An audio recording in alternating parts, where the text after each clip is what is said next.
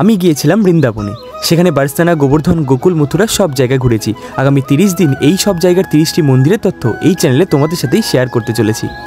এখন আমরা গোকুলের যে মন্দিরটাতে রয়েছি এটাকে বলা হয় 84 খাম্বা, অর্থাৎ এখানে সেই যুগে শ্রীকৃষ্ণের বাল্যকালের 84টা স্তম্ভ বা খাম্বা এখানে রয়েছে।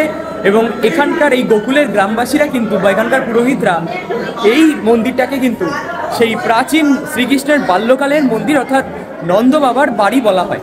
মানে নন্দ বাবা বাসুদেবের কাছ থেকে শ্রীকৃষ্ণকে নন্দ বাবার এই বাড়িতেই নিয়ে এসেছিলেন বলে মনে করা হয়। 84 খাম্বা অর্থাৎ 84টি স্তম্ভ রয়েছে এই গৃহে, যা প্রায় 5000 বছর আগে নির্মিত।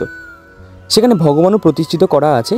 84 স্তম্ভের মধ্যে 4টে মূল স্তম্ভ ধরা হয়, কারণ বলরাম তার পিতামাতাকে 4টি স্তম্ভের মাঝে বসিয়ে স্তম্ভগুলির চারদিক প্রদক্ষিণ করেন। তারপর বলেন তার পুরো বিশ্ব ভ্রমণ করা হয়ে গেল। বর্তমানে এই 4টি স্তম্ভকে পুজো করা হয়। আরও বলা হয় পিলারগুলো গোনা শুরু করলে কখনোই 84টি নাকি পাওয়া যায় না, 83 অথবা 85টি পাওয়া যায়।